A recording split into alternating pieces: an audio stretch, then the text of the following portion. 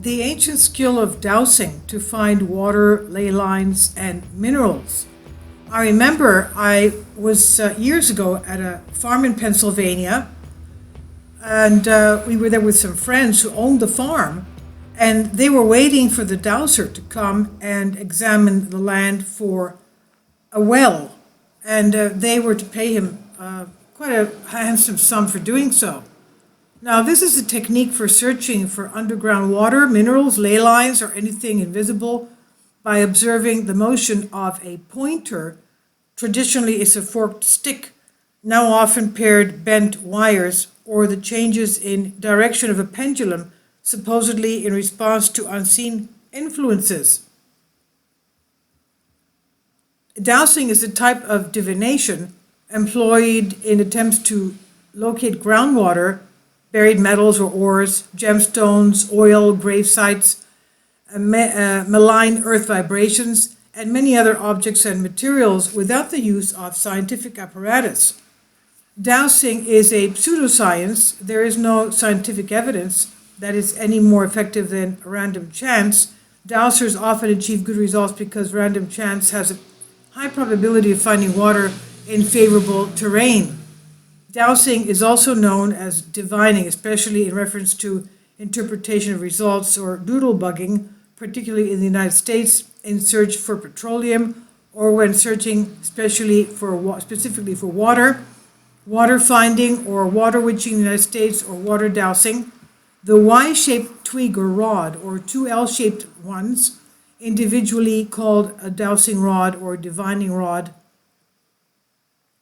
or a witching rod, are sometimes used during dowsing, although some dowsers use other equipment or no equipment at all.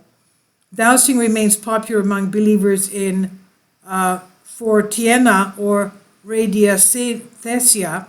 The motion of dowsing rod is now generally attributed to the ideomotor response. The ideomotor phenomenon is a psychological phenomenon wherein the subject makes motions unconsciously, and in less complex terms, dowsing rods only move due to accidental or involuntary movements of the user. Now, dowsing in history, as practiced today, may have originated in Germany during the 16th century when it was used in attempts to find metals. As early as 1518, Martin Luther listed dowsing for metals as an act that broke the first commandment as occultism. The 1550 edition of Sebastian Münster's Cosmographia contains a woodcut of a dowser with forked rod in hand, walking over a cutaway image of a mining operation. The rod is labeled Virgula Divina or Glückrut, divine rod. There was no text accompanying the woodcut. In 1556, Georgius Agricola's treatment of mining and smelting of ore, and De Re Metallica included a detailed description of dowsing for metal ore. It said there are many great contentions between miners concerning the forked twig, for some say that it is of the greatest use in discovering veins, and others deny it. All alike grasped the fork of the twig with their hands, clenching their fists, it being necessary that the clenched fist should be held towards the sky in order that the twig should be raised at that end where the two branches meet. Then they wander hither and thither at random through mountainous regions, and it said that the moment they place their feet on the vein, the twig immediately turns and twists downwards, so by its action discloses the vein. When they move their feet again and go away from that spot, the twig becomes once more immobile.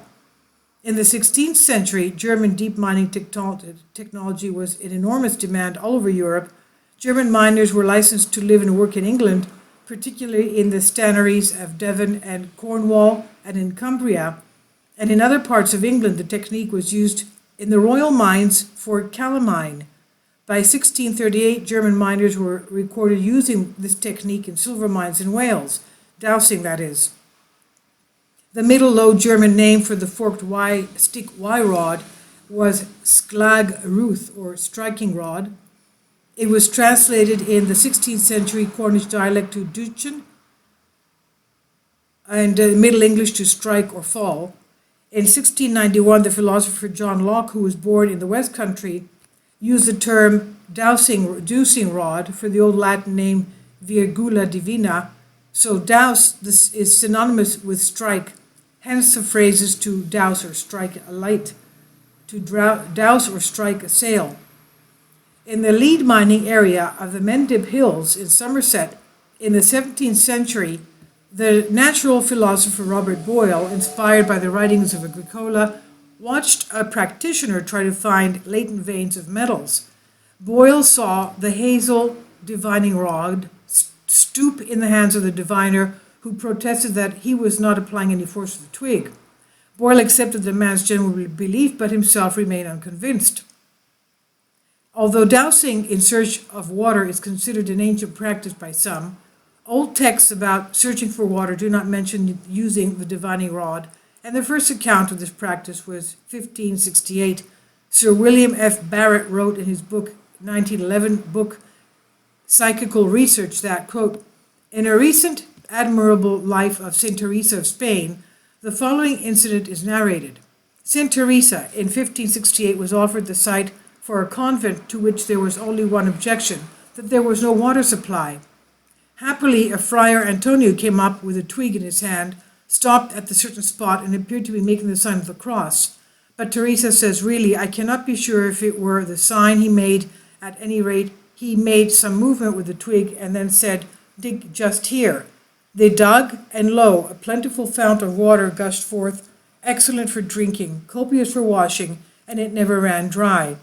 As the writer of this life remarks, Teresa, not having heard of dowsing, has no explanation for this event, and regards it as a miracle. This, I believe, is the first historical reference to dowsing for water," end quote. In 1662, dowsing was declared to be superstitious or rather satanic by Jesuit Gaspar Schott, though he later noted that he was not sure that the devil was always responsible for moving of the rod. In the south of France in the 17th century, it was used in tracking criminals and heretics. Its abuse led to a decree of the Inquisition in 1701 forbidding its employment for a purpose of justice.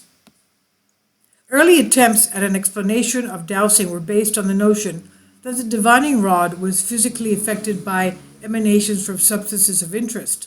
The following explanation is from William Price's 1778 Mineralogia Cornubiensis. The corpuscles that rise from the minerals entering the rod determine it to bow down, in order to render it parallel to the vertical lines which the effluvia describe in their rise. In effect, the mineral particles seem to be emitted from the earth. Now, the rod, being of a light porous wood, gives an easy passage to these particles, which are also very fine and subtle. The rod then driven forwards by those that follow them, and pressed at the same time by the atmosphere incumbent on them, are forced to enter the little interstices between the fibers of the wood, and by that effort they oblige it to incline or dip down perpendicularly to become parallel with the little columns which those vapors form in their rise. A study towards the end of the 19th century concluded that the phenomenon was attributed to cryptesthesia, whereby the practitioner made unconscious observations of the terrain and involuntarily influenced the movement of the rod. Dowsing was conducted in South Dakota in the late 19th, 20th centuries to help homesteaders, farmers, and ranchers locate water wells on their property. In the late 1960s, during the Vietnam War, some United States Marines used dowsing to attempt to locate weapons and tunnels, and as late as 1986, when 31 soldiers were taken by an avalanche during operation in the NATO Drill Anchor Express in Vassdalen, Norway, the Norwegian army attempted to locate soldiers buried in the avalanche using dowsing as a search method. Dowsing is still used by some farmers and by water engineers in the UK. However, many of the UK's water utilities have since tried to distance themselves from the practice. This is by Wikipedia. Please leave your comments. I think this is fascinating that they even use dowsing to find people under the avalanche. 31 soldiers were covered by the avalanche. NATO used dowsing as late as 1986.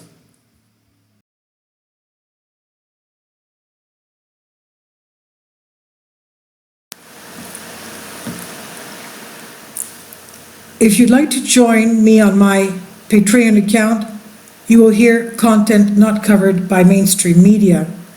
These riveting stories will be based on my research, and I will state my opinions and give my personal insight on diverse and controversial subjects and world events not covered by mainstream media, and not supported by YouTube guidelines.